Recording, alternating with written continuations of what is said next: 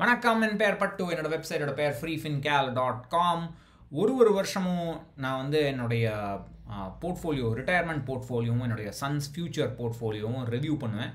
அந்த ரிவ்யூவை ரீடர்ஸோட ஷேர் பண்ணுவேன். இது வந்து 2013லேருந்து நான் பண்ணிகிட்ருக்கேன். இது வந்து 2020யோட பர்சனல் ஃபைனான்ஸ் ஆடிட். முதல்ல இந்த ஆடிட்டை தமிழில் பண்ணிடலாம், அதுக்கப்புறம் இங்கிலீஷில் பண்ணிட்டேன்னா எனக்கு தமிழில் பண்ணுறதுக்கு ஒரு மாதிரி மூடு வராதுன்னு தான் முதல்ல தமிழில் பண்ணுறேன். ரெகுலராக தமிழ் வீடியோஸ் பண்ண முடியறதில்ல. என்னமோ எனக்கு ஒரு சின்ன ஸ்பார்க் வரணும். அந்த ஸ்பார்க் வந்தால் தான். ஸோ நீங்கள் எனக்கு இந்த வீடியோவில் வந்து நான் எந்தெந்த டாபிக்ஸில் தமிழில் வீடியோ பண்ணலாம் அப்படிங்கிற ஒரு சஜஷன்ஸ் இந்த வீடியோவில் கமெண்ட்டாக போடுங்க. ஸோ அதை வச்சு நான் I will try and do it. So இது வந்து ஒரு பயங்கர ஒரு கிரேசியான இயர் 2020. நான் வந்து ஜூன் 2008லேருந்து இன்வெஸ்ட் பண்ணுறேன் ரிட்டையர்மெண்ட்டுக்கு.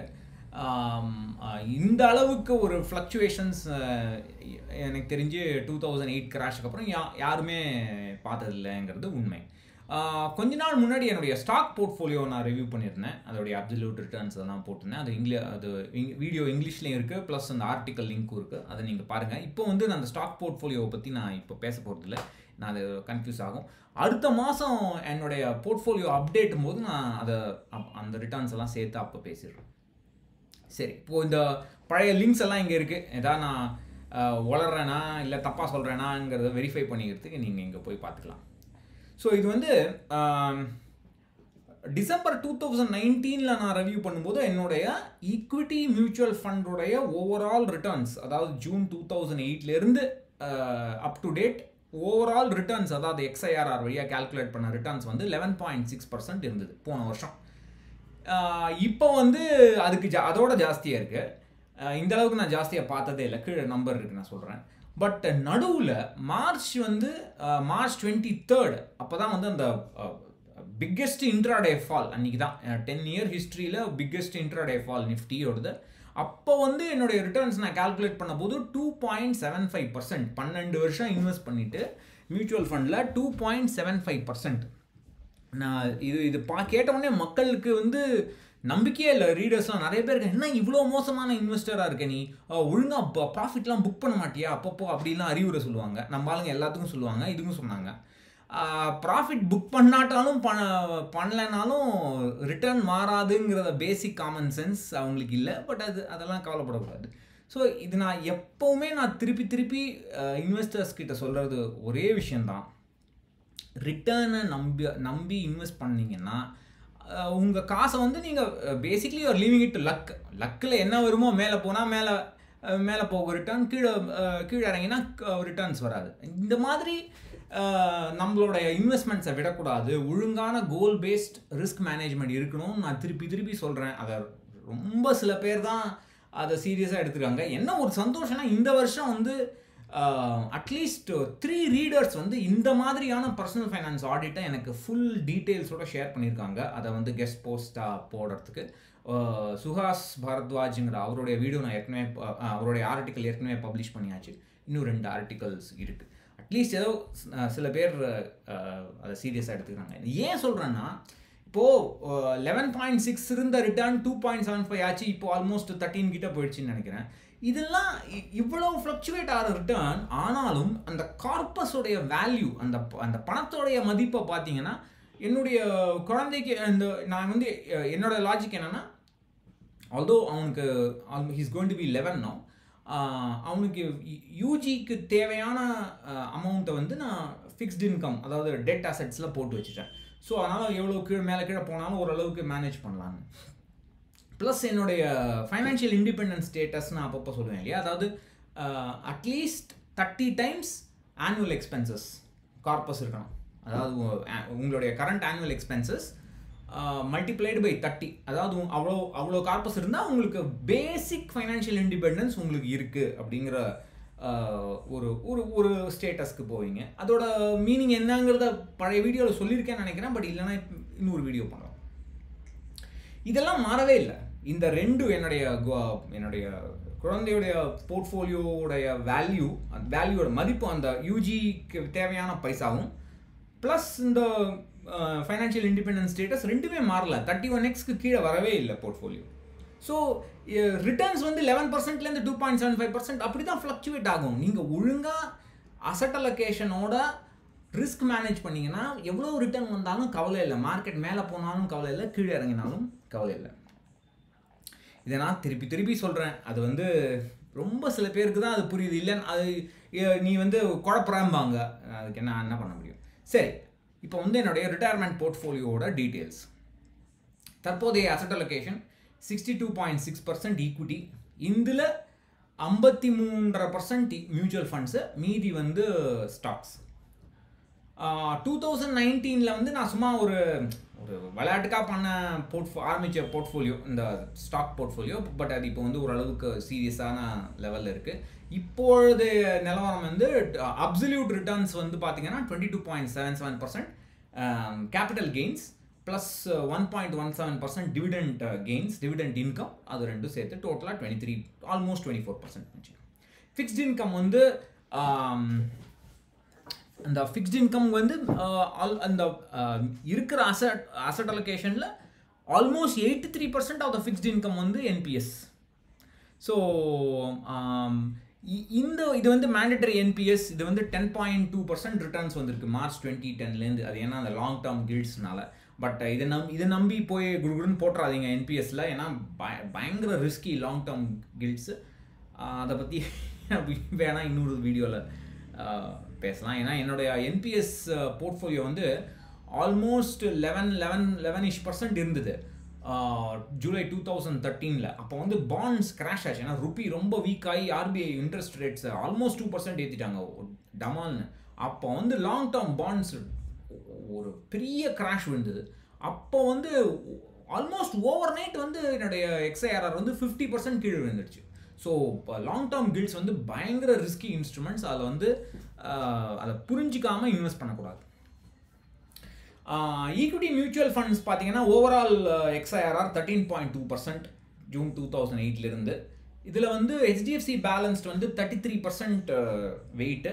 அதோடைய ரிட்டர்ன்ஸ் வந்து 12.61% கன்சாலிடேட்டட். ஏன்னா ஹெச்டிஎஃப்சி பேலன்ஸ்ட் அது வந்து அதுக்கப்புறம் அதை இன்னொரு ஃபண்டோட மர்ஜ் பண்ணி ஹெச்டிஎஃப்சி ஹைப்ரிட் ஈக்விட்டி எல்லாம் ஆக்கினாங்க. அதெல்லாம் சேர்த்து வச்ச ஓவரால் ரிட்டர்ன் வந்து 12.6%.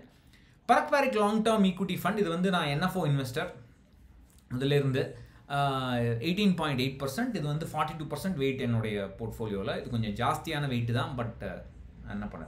Quantum long term equity 8% return, weight வந்து 24%. நான் ஏன் இண்டெக்ஸ் ஃபண்ட்ஸில் இன்வெஸ்ட் பண்ணலான்னு நிறைய பேர் என்ன கேட்டிருக்காங்க.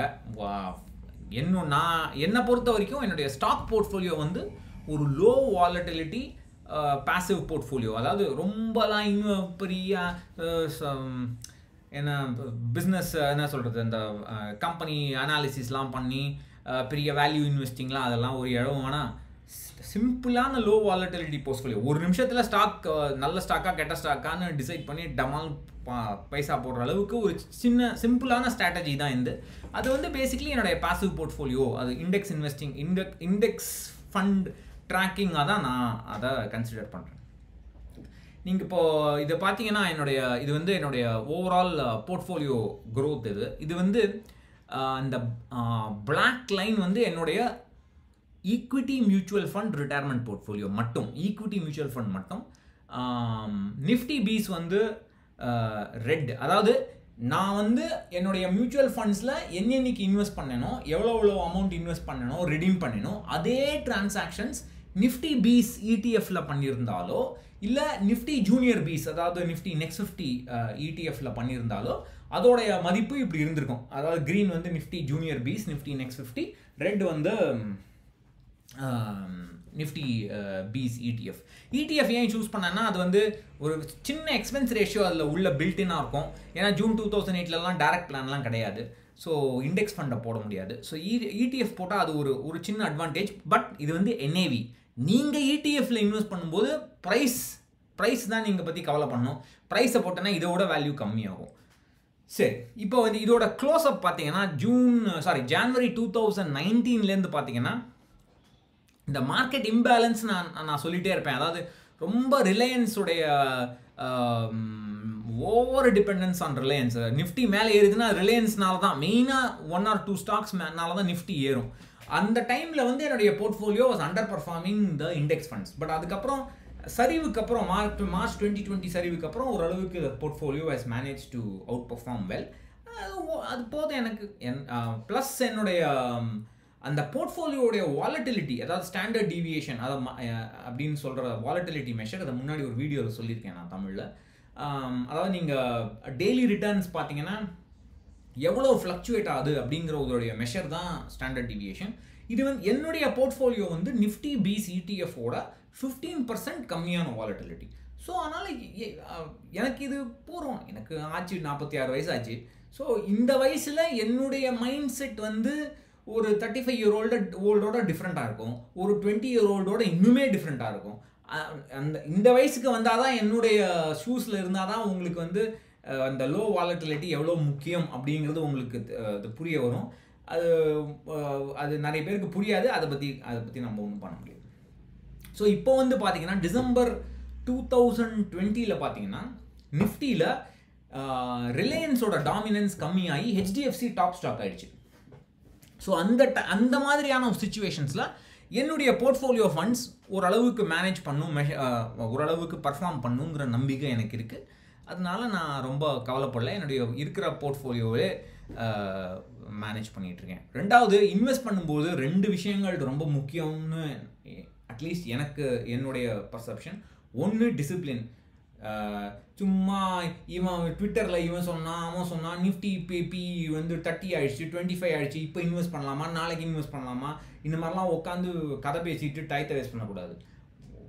சம்பளம் வந்த கையோட, சம்பளம் வரும் பட்சத்தில் சம்பளம் வந்த கையோட உடனே எப்போ உங்களுக்கு முடியுதோ இம்மீடியட்டாக இன்வெஸ்ட் பண்ணிடணும். அது என்னவோ ரெயின் ஆர் ஷைன், ரெகுலராக டிசிப்ளின்டாக இன்வெஸ்ட் பண்ணலன்னா யாருமே பணக்காரன முடியாது. ரெண்டாவது, இந்த ஷைனி ஆப்ஜெக்ட் சிண்ட்ரோம்பாங்க. இப்போ திடீர்னு ஒரு என்எஃப்ஓ இன்வெஸ்ட் பண்ணுவாங்க, அது வந்து artificial intelligence, thematic fund, ESG fund அப்படின்லாம் சொல்லுவாங்க. இதில் போடலாமா சார், அதில் போடலாமா சார், இதை பற்றி ஒரு வீடியோ பண்ணுங்க சார். இந்த மாதிரி முட்டாள்தனம்லாம் நான் பண்ண மாட்டேன். என்னுடைய ஃபண்ட்ஸை என்னவோ நல்லா பர்ஃபார்ம் பண்ணுதோ, நல்லா பர்ஃபார்ம் பண்ணலையோ, என்னால் ஒரு டாலரேட் பண்ண முடிகிற அளவுக்கு நான் அதை விட்டுருவேன் பேசாமல். இனர்ஷியா ரொம்ப முக்கியம் ஒரு இன்வெஸ்டருக்குங்கிறது என்னுடைய எக்ஸ்பீரியன்ஸ். ஏன்னா திடீர்னு சும்மா மாற்றிக்கிட்டே இருக்க முடியாது. அண்ட் இப்போ நீங்கள் இன்வெஸ்டர்ஸ் இப்போ பார்த்தீங்கன்னா எல்லா ஃபண்ட்லேயும் அவங்க சோத்தில் கை வைக்கிறதும்பாங்க. அந்த மாதிரி ஒரு கிளட்டர்டு போர்ட்ஃபோலியோ, அதெல்லாம் தாண்டி அந்த கிளட்டரெல்லாம் ஓரளவுக்கு கஷ்டப்பட்டு இறக்கி இப்போ ஒரு நிலமையில இருக்கேன். இன்னுமே வந்து என்னை போய் மாற்று, நிஃப்டியில் இண்டெக்ஸ் ஃபண்டில் போடு அப்படின்னு என்னால் முடியாது. என்னுடைய போர்ட்ஃபோலியோ ஓரளவுக்கு வளர்ந்தாச்சு, போதும். இப்படியே ஓரளவுக்கு மேனேஜ் பண்ணால் சந்தோஷமாக இருக்கேன். இது வந்து எல்லாருக்கும் புரியாது. பட் ஒரு 25 year old வேறு மாதிரி டிசிஷன் எடுக்கணும், ஒரு 35 year old வேறு மாதிரி டிசிஷன் எடுக்கணும், 55 year old வேறு மாதிரி டிசிஷன். என்னுடைய பர்சனல் ஃபைனான்ஸுக்கு இதுதான் கரெக்ட் டிசிஷனுங்கிறது என்னுடைய ஒப்பீனியன். மோஸ்ட் இம்பார்ட்டன்ட்லி, நான் எவ்வளோ தான் என்னுடைய ஸ்டாக் போர்ட்ஃபோலியோவோ பர்சனல் ஃபைனான்ஸ் சுச்சுவேஷனோ மற்றவங்களோட ஷேர் பண்ணாலும், மற்றவங்க என்ன சொன்னாலும் என் காதில் வாங்கிக்க மாட்டேன். நீ பண்ணுறது வேஸ்ட்டும்பாங்க, நீ நல்ல பெரிய இன்வெஸ்டர்ம்பாங்க. இதுவும் காதில் வாங்கிக்கூடாது, அதுலேயும் காதில் வாங்கிக்கூடாது. நமக்கு என்ன தேவையோ அது பண்ணிட்டு இருக்கோம். Financial independence status. இப்போ இது வந்து என்னுடைய ஆனுவல் எக்ஸ்பென்சஸ் இன்டூ 30, அதாவது அதான் பேசிக் ஃபைனான்ஷியல் இண்டிபெண்டன்ஸ் ஸ்டேட்டஸ்ன்னு சொன்னேன். அதோட கம்ஃபர்டபுளாகவே ஜாஸ்தியாக இருக்குது. இது என்ன அர்த்தம்னா, சப்போஸ் ஒரு 6% இன்ஃப்ளேஷன் வச்சுக்கிட்டிங்கன்னு வச்சுங்களேன், என்னுடைய எக்ஸ்பென்சஸ் வந்து 6% வருஷம் ஏறுது. அப்படி 6% ஏறினாலும் என்னுடைய போர்ட்ஃபோலியோலேருந்து ஓவரால் ரிட்டர்ன், டேக்ஸை கழிஞ்சு ஓவரால் ரிட்டர்ன் 6% இருந்தால், இப்போ இருக்கிற காசை வச்சுட்டு என்னுடைய மீதி வாழ்நாள நான் மேனேஜ் பண்ண முடியும் அப்படிங்கிறது. அதுதான் ஃபைனான்ஷியல் இண்டிபெண்டன்ஸ். அந்த 30x 31xங்கிற ஒரு லாஜிக். 30xனா ஜீரோ ரியல் ரிட்டர்ன், அதாவது ரிட்டர்ன் ஈக்குவல் டு இன்ஃப்ளேஷன். அதாவது ஜீரோ ரியல் ரிட்டர்னில் 30 years உங்களால் வாழ முடியும் அந்த பணத்தை வச்சுட்டு. அதுக்கு பேர் தான் 30x 40x அப்படின்னு சொல்கிறது. என்கிட்ட ஒரு இபுக் இருக்குது, நிறைய வீடியோஸ் இருக்குது. உங்களுக்கு வேணும்னா இதெல்லாம் பார்க்கலாம். சரி, இந்த கிராஃப்ஸை சொல்லியாச்சு. ரெண்டாவது இது வந்து என்னுடைய குழந்தையோட போர்ட்ஃபோலியோ, எதிர்கால போர்ட்ஃபோலியோ. முதல்ல வந்து நான் அவனுடைய மேரேஜுக்கு தனியாக பிளான் பண்ணிகிட்டு இருந்தேன், எஜுகேஷனுக்கு தனியாக பிளான் பண்ணிட்டு இருந்தேன். அதுக்கப்புறம் அதெல்லாம் வேண்டான்னு எல்லாத்தையும் சேர்த்து போட்டேன், ஒரே போர்ட்ஃபோலியோ ஆக்கிட்டேன். அவன் பிறக்கிறதுக்கு ஒரு மாதம் முன்னாடி நான் இன்வெஸ்ட் பண்ண ஆரம்பித்தது டிசம்பர் 2009. அப்போ வந்து 18 வருஷம் இருந்தது கோலுக்கு. இப்போ வந்து அது 7 இயர் கோலாக போச்சு. ஸோ இப்போது வந்து 67 திடீர்னு டிசம்பர் 1 அன்னைக்கு ஆசட் அலோகேஷனை செக் பண்ணும்போது 67% ஆகிடுச்சு ஈக்விட்டி. ஸோ அப்போது 67%லேருந்து நான் கொஞ்சம் எடுத்து 55% எடுத்து 55% ஆகிட்டேன், குறைச்சிட்டேன். அது ஒரு 13-14% குறைச்சிட்டேன். இன்னும் போக போக அதை கொஞ்சம் கொஞ்சமாக குறைப்பேன். இதில் பார்த்தீங்கன்னா இப்போ வந்து 55% equity. Overall return mutual fund, equity mutual fund return 11.8%. HDFC prudence வந்து 36% weight, 13.1% return. Mirae large cap 38% weight, 13.6% return. ICICI multi asset fund வந்து 26% வெயிட்டு, எக்ஸ்ஐஆர்ஆர் 12.5%. அதெல்லாம் மார்க்கெட் ஏறுனா எல்லா ரிட்டர்னும் அழகாக தான் இருக்கும், இறங்கினா ரிட்டர்ன் அழகாக இருக்கா, போர்ட்ஃபோலியோ ஒழுங்காக இருக்காங்கிறது தான் கணக்கு. எனிவே ஃபிக்ஸ்ட் இன்கம் வந்து பிபிஎஃப், அவனுடைய பேரில் ஒரு பிபிஎஃப் இருக்குது, எங்கள் அம்மா பேரில் ஒரு பிபிஎஃப் இருக்குது. ஏன்னா எங்கள் அம்மாவுக்கும் ஒரு டேக்ஸ் பிளானிங் இன்வெஸ்ட்மெண்ட் தேவைப்பட்டது. ஸோ அதை 2 சேர்த்து போட்டு அது வந்து PPF plus 2 PPF plus ICICI arbitrage வந்து அது ஒரு எக்ஸ்போஷர், அது ஒரு ரிட்டர்ன் ஆல்மோஸ்ட் 6% கிட்ட இருக்குது. ப்ளஸ் நான் வந்து ரீசெண்டாக ஒரு வீடியோ போட்டிருந்தேன், மேபி அதையும் தமிழில் பண்ணால் நல்லா தான் இருக்கும்னு நினைக்கிறேன். ஐசிஐசிஐ கில்ட் ஃபண்ட் ஒன்று ஆரம்பிச்சிருக்கேன், ஜஸ்ட் ஃபியூ டேஸ், ஒரு 2 வாரம் கூட இருக்காது நான் இன்வெஸ்ட் பண்ண ஆரம்பிச்சேன். ஸோ இதுதான் வந்து சன்ஸ் போர்ட்ஃபோலியோ. ஸோ அவ்வளோதாங்க, இதுதான் வந்து 2020 ஆடிட். நான் திருப்பி சொல்கிறது என்னென்னா, goal based investing is better than return based investing. Return பின்னாடி அலையாமல், இல்லை ரிட்டர்ன் வரும் அப்படின்னு நம்பாமல், எனக்கு என்ன தேவை, என்னுடைய எதிர்கால செலவுக்கு எவ்வளவு பைசா தேவை, அந்த செலவு வந்து எதிர்கால செலவு 25 லட்சம்னா இப்போ எங்கிட்ட எவ்வளவு இருக்குது அப்படிங்கிற ஒரு எவாலுவேஷன் வருஷம் பண்ணாலே நிம்மதியாக இன்வெஸ்ட் பண்ணலாம். இவன் சொன்னா பண்ணலாமா வேணாமான்னு ஒரு ஒரு எப்போவுமே ஒரு கன்ஃபியூஷன்லேயே இருப்பாங்க நிறைய பேர். அந்த மாதிரியான ஒரு கன்ஃபியூஸ் ஸ்டேட்டை விட்டுடலாம். ஏன்னா ஃபைனலாக பார்த்தீங்கன்னா 25%ஓ 2% ரிட்டர்னை வச்சு நீங்கள் டாய்லெட் பேப்பர்லாம் கூட வாங்க முடியாது. வாங்கணும், காலேஜ் எஜுகேஷன் வேணுமோ, டாய்லெட் பேப்பர் வேணுமோ, காசு வேணும். காசு இருந்தால் போதும். நீங்கள் எப்படி இப்போ எவ்வளோ பெரிய ஜித் இன்வெஸ்டராக இருந்தால் என்ன, வேஸ்ட் இன்வெஸ்டராக இருந்தால் என்ன, கையில் காசு இருக்கா அவ்வளோதான் கணக்கு. அந்த மாதிரி ஒரு மைண்ட் செட்டுக்கு போயிட்டா இந்த மார்க்கெட் ஃப்ளக்சுவேஷன்ஸை பற்றி நம்ம ரொம்ப கவலைப்பட வேண்டாம். அஃப்கோர்ஸ் அதுக்கு வந்து கரெக்டான அசெட் அலோகேஷன் வேணும். அந்த அசெட் அலோகேஷன் எப்படி வேரி பண்ணணும் அப்படிங்கிறத பற்றி ஒரு பிளானிங் வேணும். இதுதான் என்னுடைய ஃபேஸ்புக் கோர்ஸில் நான் டிஸ்கஸ் பண்ணுறேன். So that's it. உங்களுக்கு ஏதாவது கொஸ்டின்ஸ் இருந்தால் எழுதுங்க. ப்ளஸ் தமிழில் என்ன வீடியோ பண்ணலாம் அப்படிங்கிறதையும் எழுதுங்க. இதை பண்ணும்போது இதை பேசும்போதே 2-3 ஐடியா வந்தது. நன்றி, வணக்கம்.